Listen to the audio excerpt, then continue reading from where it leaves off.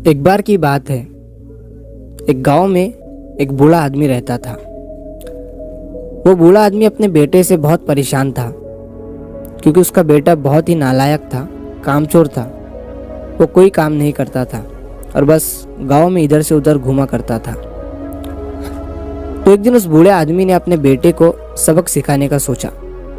उसने अपने बेटे को अपने पास बुलाया और उससे कहा कि बेटा, घर के अंदर अलमारी में एक घड़ी रखी हुई है, तुम उसे निकाल कर लाओ।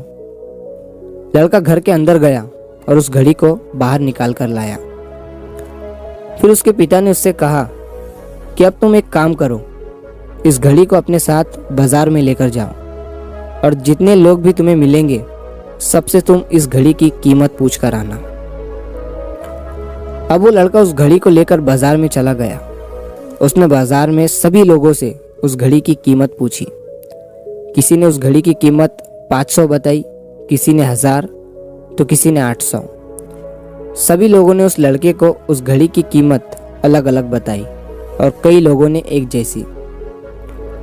वो लड़का अपने पिता के पास वापस आया और उसने उनसे कहा कि पिताजी, सभी लोगों ने इस घड़ी की कीमत अपने हिसाब से बताई। किसी ने 500, किसी ने 1000, तो किसी ने 800। अब उस बूढ़े आदमी ने अपने बेटे से कहा कि बेटा ठीक है, घड़ी को तुम अलमारी में रख दो और जाओ।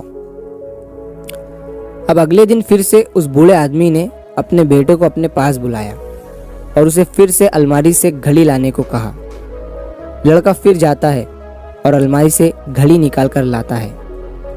और अब उस बूढ़े आदमी ने अपने बेटे से कहा कि बेटा जाओ और आज तुम इस घड़ी के अंदर जो समय चल रहा है उसकी कीमत पूछ कर आओ।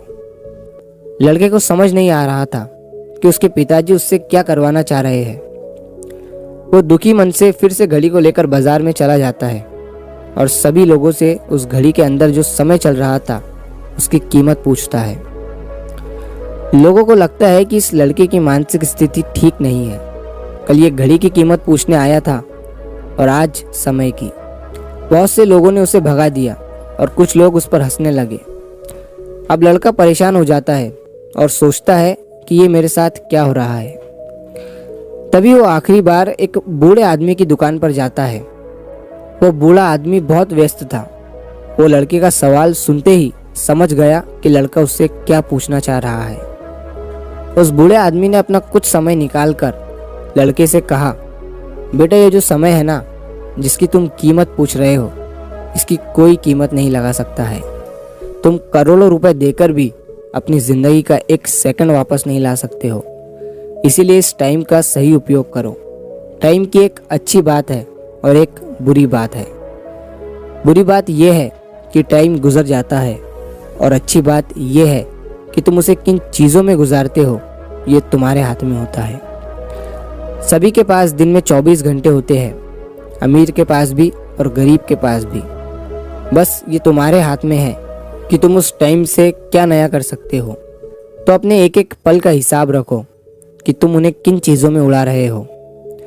उस बूढ़े आदमी की बात सुनकर उस लड़के की आंखें खुल सी गई, मानो उसमें एक बड़ा बदलाव सा आ गया हो।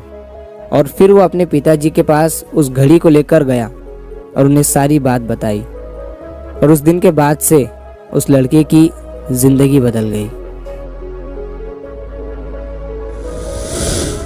दोस्तों, कहते हैं कि टाइम सबके लिए फ्री है, लेकिन वो प्राइसलेस है, वो कीमती है। तुम उसे खरीद नहीं सकते, लेकिन तुम उसे इस्तेमाल कर सकते हो।